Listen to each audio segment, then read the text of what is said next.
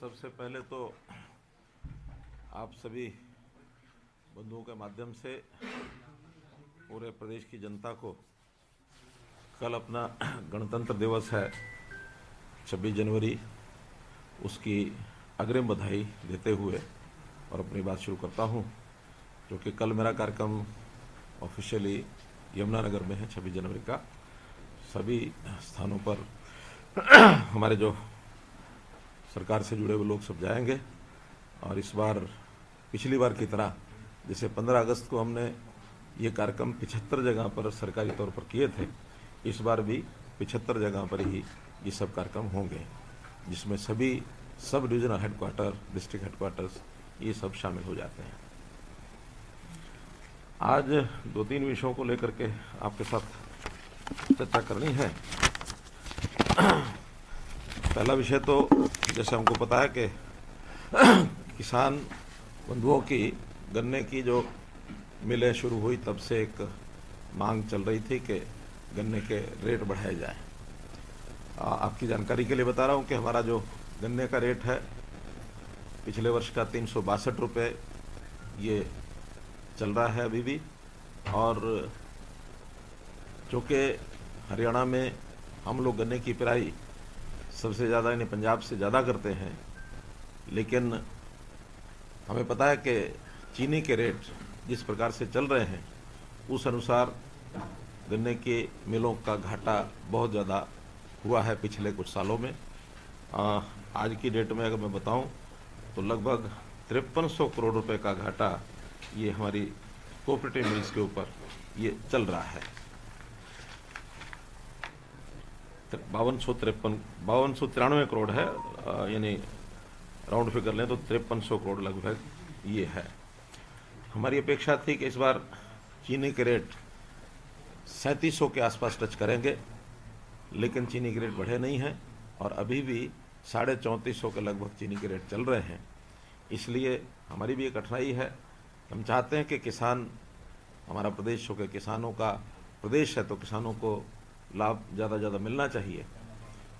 देश की सरकार भी ये चीज़ हमेशा सोचती रहती है। इस बार केंद्र सरकार ने भी जो एक नोटिफाई किया है एफआरपी, तो 305 रुपये एफआरपी ये घोषित किया है। ये सारे देश के लिए लागू होता है। जहाँ कहीं सरकारें देती हैं तो वो अपने पास से ही उसको कंपनसेट करती हैं, ज़्यादा देती हैं। और ये जो सरकारी रेट है ये भी हरियाणा, पंजाब, उत्तर प्रदेश, उत्तराखंड इन 4 प्रदेशों में होता है। बाकी सब जगह जो कोऑपरेटिव मिल्स हैं अथवा प्राइवेट मिल्स हैं वो मिल के हिसाब से अपना अपना रेट वो घोषित करते हैं। अब किसान की चूँकि एक मांग उठी है तो हमने भी विचार किया कि हम कितना ज़्यादा उसमें और कंपनसेट कर सकते हैं। इसके लिए विधानसभा में मैंने एक कमेटी की घोषणा की थी कि गन्ने के रेट को सुझाव देने के लिए हमारे कृषि मंत्री के अध्यक्षता में कमेटी बनाई जाए। उन्होंने 2-3 बैठकें की हैं, जो किसान प्रतिनिधि हैं उनसे भी बातचीत की है और जो साइंटिस्ट हैं उनसे भी बात की है। सरकार का भी कोऑपरेटिव विभाग, क्योंकि हमारी मिलें 11 मिलें तो कोऑपरेटिव हैं, इसलिए कोऑपरेटिव डिपार्टमेंट से बात की, प्राइवेट मिलों से बातचीत की। इस निष्कर्ष पर पहुँचे कि भी कुछ ना कुछ हमको ज़रूर बढ़ाना चाहिए, क्योंकि आखिर किसान का भी एक हितैषी बन करके हमको सोचना होता है कि उसकी भी कीमत जो है बुआई की कुछ ना कुछ तो बढ़ी है। तो इस बात को ध्यान में रखते हुए एक संतुलित एक व्यू लेकर के उन्होंने आज रिपोर्ट दी है कि 370 रुपये और रेट किया जाए, यानी 362 पहले था, 8 रुपये और बढ़ाया जाए। लेकिन फिर स्वयं विचार करते हुए कि 8 रुपये की बजाय एक राउंड फिगर 10 रुपये बढ़ाने का और हमने निर्णय लिया है, अर्थात इस बार 372 रुपया ये रेट होगा ये आज से, और ये एक प्रकार से घोषणा की है। तो इस वर्ष का जब से मिलें चालू हुई है ये उस पर लागू होगा। और मैं ये विश्वास भी दिलाता हूँ कि अगले वर्ष भी ज़रूर हम बढ़ाएंगे और आशा करता हूँ कि चीनी के रेट बढ़ने चाहिए। हमने इसके लिए बहुत से और भी काम किए हैं, जिसमें से ये कैसे किसान को राहत पहुँचाई जा सकती है। पहले तो हमारी जो मिलें हैं बहुत पुरानी मिलें हो गई हैं, जिनका रेनोवेशन किया है, जिनकी कैपेसिटी बढ़ाई है। जैसे करनाल की कैपेसिटी भी बढ़ाई गई है मिल की, पानीपत की कैपेसिटी बढ़ाई गई है। ऐसे ही हमने पिछले वर्ष पलवल को भी अपग्रेड किया था सोनीपत मिल को भी अपग्रेड किया है। कुछ और मिलें भी इस बार लाइनअप हैं जिनको हम अपग्रेड करेंगे ताकि उनकी रिकवरी को बढ़ाया जा सके। जब तक चीनी की रिकवरी नहीं बढ़ती है तब तक हमारे लिए भी कठिनाई आती है।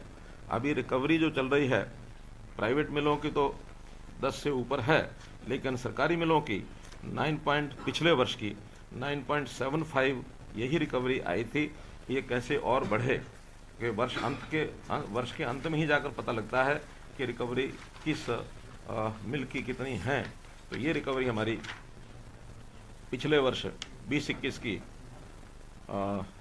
9.71 थी, तो प्राइवेट मिलों की ये 10.24 थी। तो ऐसे रिकवरी को बढ़ाने के लिए भी प्रयत्न हो रहे हैं। कुछ मिलों में अतिरिक्त आय के लिए व्यवस्था की जा रही है। जैसे हमारे शाहबाद मिल में एथेनॉल का प्लांट लगा है, यमुनानगर प्राइवेट मिल ने भी एथेनॉल का प्लांट लगाया है, और भी कुछ मिलें इस ओर बढ़ रही हैं। नारायणगढ़ भले ही प्राइवेट मिल है, लेकिन वहाँ एनर्जी का यानी पावर प्लांट का भी एक आयोजन मैंने किया है। ये सारी चीज़ें होने के बाद कैसे मिलों की आय बढ़े, तो हम लोग उसमें लगातार प्रयत्न कर रहे हैं।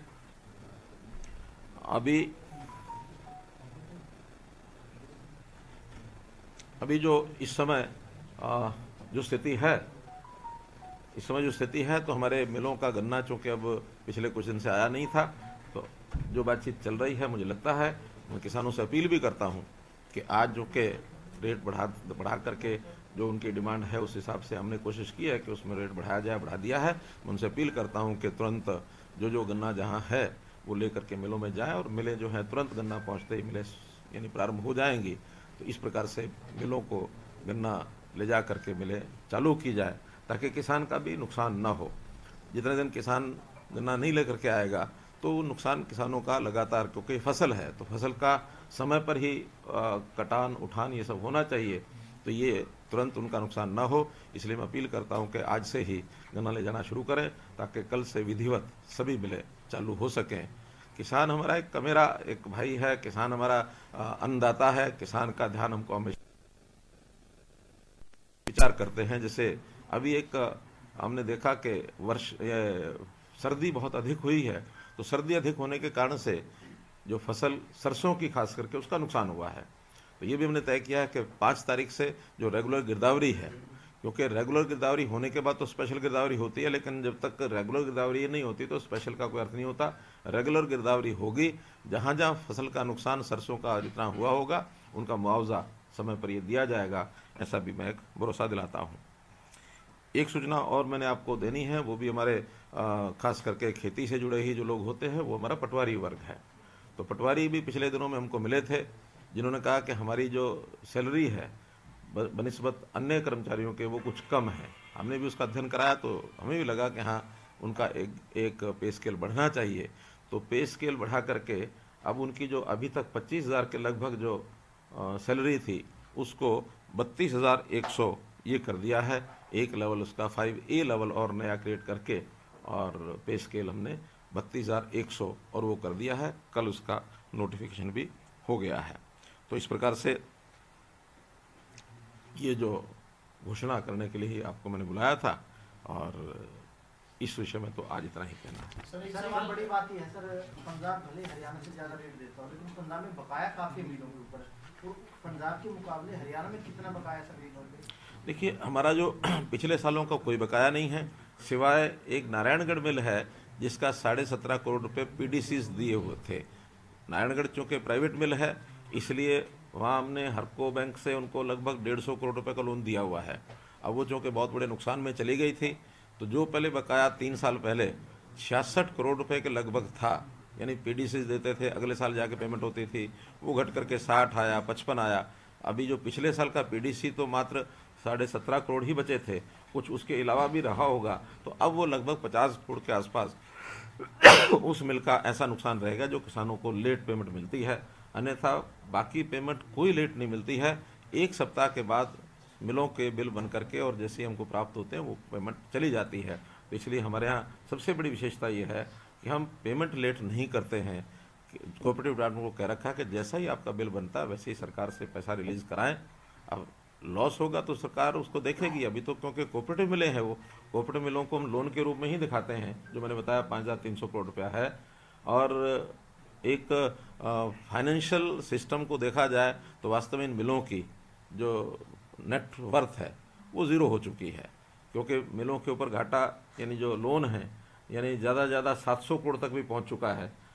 कम से कम शाहबाद मिल के ऊपर 220 करोड़ रुपए का और ये लोन एक प्रकार से उनका घाटा जो है ये बना हुआ है, तो नेटवर्थ ज़ीरो हो चुकी है।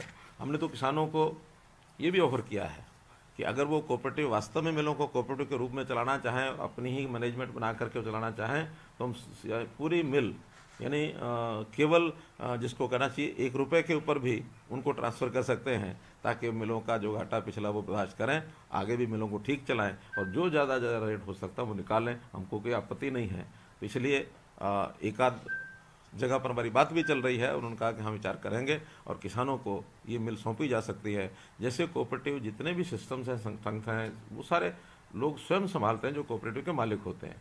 तो ये कोऑपरेटिव के मालिक बन करके संभालेंगे तो हमें उसमें भी आपत्ति नहीं है। सर, क्या ये बोनस भी मिलेगा क्या? जो किसान अपनी फसल बेच चुके, गन्ना बेच चुके, उनको क्या बोनस भी मिलेगा? बोनस नहीं, ये रेट पहले दिन से लागू होगा जिस दिन से उन्होंने सीजन से वो बकाया भुगतान करेंगे। 372 तक कर दिया। जो रिकमेंडेशन आई हुई है, आपने कहा कि कई समस्या ऐसी हैं जिनमें शुगर मिल की जो हालत है, और कैसी रिकमेंडेशन है जो लंबे समय तक इस सिचुएशन में सुधार कर सकते हैं? जैसे मैंने बताया ना कि उसमें हम जो मिले हैं उनका अपग्रेडेशन ये हमने करना है, वो भी उसमें सुझाव उनका आया है। एक सुझाव है चीनी की क्वालिटी को और कैसे बढ़ाया जाए, क्योंकि चीनी की क्वालिटी में भी कहीं ना कहीं जब एक्सपोर्ट चीनी हमारी होती है तो उतना रेट हमको नहीं मिलता है। चीनी की क्वालिटी जहाँ अच्छी होती है वहाँ रेट थोड़ा ज़्यादा मिलता है, उस क्वालिटी को भी हम सुधारेंगे। और रिकवरी कैसे बढ़ाई जाए, इसमें खास करके गन्ने की किस्म, गन्ने के बीज, गन्ने का और जो साइंटिफिक अध्ययन है उसमें कुछ गन्ने की वैरायटीज ऐसी हैं जिसकी रिकवरी बढ़ सकती है, जिसमें चीनी ज़्यादा निकले।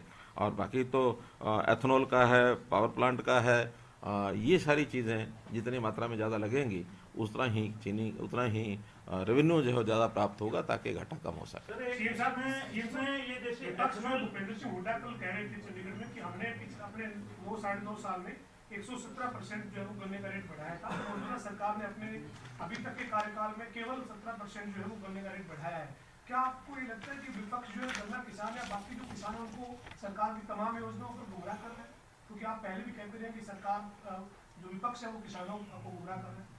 देखिए, एक तथ्य क्या है, मेरे पास एक रिपोर्ट है इसमें 2000 अगर मैं बात करूं 4-5 की, तो 2004-5 में चीनी का रेट उस समय 1726 रुपये था शुगर प्राइस, और गन्ने का प्राइस वो देते थे 135 रुपये, यानी कुल मिलाकर के 7.93% होता था। जो चीनी का मिल था उसमें से 7.93% ही गन्ने का रेट होता था। बहुत कम था गन्ने का रेट, चीनी का रेट काफ़ी ज़्यादा था। लेकिन वो धीरे धीरे बढ़ते बढ़ते अब उन्होंने बढ़ाया, हमने बढ़ाया तो है ही उन्होंने, ऐसा नहीं कि नहीं बढ़ाया, लेकिन चीनी के रेट जैसे बढ़ने चाहिए थे 1726 2004 में है और आज 3400 रुपया है, सिर्फ डबल हुआ है। और गन्ने का रेट 135 रुपये था, जो मैं बता रहा हूँ ये 1726 135, और 135 से आज 372 हो गया, तो 3 गुना हो गया। तो इसलिए वो गन्ने का रेट लगातार बढ़ा है, उन्होंने भी बढ़ाया, हमने भी बढ़ाया, लेकिन चीनी के रेट की जो बढ़ने का जो आखिर अल्टीमेटली एक कमर्शियल आइटम है, गन्ने में से चीनी निकलनी है, चीनी बाजार बिकनी है। हम तो उसमें बहुत ज़्यादा एक जो सब्सिडी है या जो लोन है, कोऑपरेटिव मिल्स हैं, उनको चला करके करते हैं, तो उस नाते से हमने उसमें कम नहीं किया। लेकिन इन 7-8 वर्षों में चीनी के रेट बहुत कम बढ़े हैं, और बल्कि एक वर्ष तो ऐसा था जो उन्हीं के समय 2012-13 में था, उस समय चीनी के रेट 3338 भी पहुंचे थे, जो उस समय का हाईएस्ट था। हालांकि एकदम जंप आया था तो 3338, आज देखें तो 3450, तो 12 साल में 100 रुपये बढ़ा चीनी का। और अगर 10वां हिस्सा 8% 10% देते तो 10 रुपये ही बढ़ना चाहिए था गन्ने का रेट, लेकिन उस समय 3338 में गन्ने का रेट हो गया था 276, आज हो गया 372, तो 100 रुपया बढ़ गया। यानी पूरा 100 रुपया जो गन्ने का रेट है वो चीनी का रेट। अब उसके बाद चीनी का रेट घटते घटते ये 2015-16 में 2627 रुपये भी हो गया। तो अल्टीमेटली रेट बाजार के ऊपर होते हैं, तो बाजारी सिस्टम में से ये सब चीज़ें निकलती हैं। मैं जैसे बता कि इस बार हमको अपेक्षा थी कि 3600-3700 तक जाना चाहिए, लेकिन आज भी 3450 है। और फिर हमारी अपेक्षा कि अगले साल हम थोड़ा सा कुछ और, क्योंकि ये वर्ल्ड वाइड रेट होता है, कोई खाली हरियाणा का नहीं है, इसमें देश में बाकी चीनी मिले भी है, बाकी सब जगह भी है, एक्सपोर्ट भी निर्भर करता है। तो उस नाते से चीनी के रेट का आज केंद्र सरकार का गन्ने का रेट जो उन्होंने घोषित किया है FRP 300, मैंने बताया 305 रुपये। अब जो मिले जहाँ रिकवरी अच्छी है, बाकी जगह तो 305 दे सकते हैं, और उसमें भी कंडीशन यही है कि 10.25 रिकवरी होनी चाहिए 305 रुपये में। अगर 10.25 से रिकवरी ज़्यादा हो तब तो उस पर रेट बढ़ाया जा सकता है, लेकिन अगर उससे कम है तो उनका तो प्रपोजल ये है कि उसको कम भी करना चाहिए। हमारे जो आज की रिकवरी है केंद्र के हिसाब से ये 297 रुपया रेट बढ़ता है।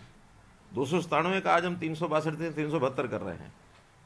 अब चूँकि हम हरियाणा में हम इतना कर सकते हैं इसलिए कर रहे हैं, अन्यथा कमर्शियली ये चीज़ें, और किसान भी इस बात को समझता है, ऐसा नहीं है। हाँ, कुछ यूनियंस ऐसी होती हैं जिनको लगता है कि भाई नहीं, हर बार किसान की बात बोलनी है, कुछ बढ़ना चाहिए, उनका अपना काम है, बोलेंगे, लेकिन इसको राजनीतिक इशू ना बनाया जाए। न तो हमारी विपक्षी पार्टियां बनाएं इसको, और न ही हमारे कुछ एक ऐसे यूनियन के लीडर भी ऐसे खड़े हो गए हैं जो सीधी सीधी राजनीति करते हैं, वो राजनीतिक पदाधिकारी भी बन चुके हैं। तो इस प्रकार से जोर से बोलने से बात नहीं बनती। हाँ, किसानों के हम हमदर्द हैं, किसानों के हितैषी हैं, और आज भी पंजाब को अगर छोड़ दे तो उत्तराखंड का भी रेट आज 355 रुपया है, और उत्तर प्रदेश का 350 रुपया है, जिसको आज हम 372 कर रहे हैं। तो सारे देश में आज भी हम आगे हैं। पंजाब का अपना उनका एक प्रकार है सोचने का, क्या सोचा होगा, हो सकता है उन्होंने सोचा हो कि चीनी का रेट 3700-3800 हो जाएगा, और आज उनकी पेमेंट बकाया क्यों है? क्योंकि वो भी कोऑपरेटिव मिलें चलाते हैं, तो कोऑपरेटिव मिल को उनको भी लोन देना पड़ेगा, वो लोन देंगे तभी पेमेंट होगी। लोन देने की स्थिति उनकी है नहीं, हमारी स्थिति है, इसलिए, लेकिन फिर भी लोन तो लोन है। ये जो एथेनॉल वगैरह के प्लांट्स लगाए हैं, एक तो ये बताएं कि इसमें वाइबिलिटी, शुगर मिल्स क्योंकि हरियाणा में घाटे में है, दूसरा ये है शुगर जैसे हम रिटेल में लेने जाए हैं तो वो 44-45 या 50 रुपए से कम नहीं मिलती है। हैफेड क्योंकि आपके प्रोडक्ट्स को सेल करता है, चाहे बाजरा के बिस्किट हों, आटा है, चावल भी काफ़ी अच्छे हैं। क्या पंजाब में भी जैसे सोना का एक ब्रांड है, वो ब्रांडिंग करके बेचते हैं, हैफेड भी बेचता है, क्या हैफेड के जरिए रिटेलिंग को ज़्यादा बढ़ाया नहीं जा सकता? एतबार भी है लोगों का, विश्वसनीयता हैफेड की बहुत ज़्यादा है रिटेलिंग में। अब मुझे पता नहीं कि हैफेड चीनी किस रेट बेचता है, किस रेट नहीं है, लेकिन आपका सुझाव अच्छा है कि हम हैफेड के माध्यम से चीनी थोड़ा सस्ती रेट में, क्योंकि उनके जो एडमिनिस्ट्रेटिव चार्जेस हैं, पैकिंग है, ये वो सब आएगा ही, तो इसलिए होलसेल प्लस उनके जो एक्सपेंसेस लगा करके, एडमिनिस्ट्रेटिव चार्जेस लगा करके, और बाज़ार के रेट से तो कम हो ही सकता है। तो हम कोशिश करेंगे कि उनको कहें कि वो अपना बाज़ार के अंदर नेटवर्क, क्योंकि एक नेटवर्क भी सीमित नेटवर्क है, फिर का कोई नेटवर्क इतना ज़्यादा नहीं है कि वो हर शहर हर गांव तक चीनी पहुंचा सकें, लेकिन जितना जहाँ तक नेटवर्क है, हर स्टोर जो है वो उनका नहीं है, वो एग्रो, हाँ जा सकते हैं, हाँ जाते हैं। ठीक है, ये कोशिश करेंगे ताकि लोगों को चीनी जो है वो सस्ती मिले।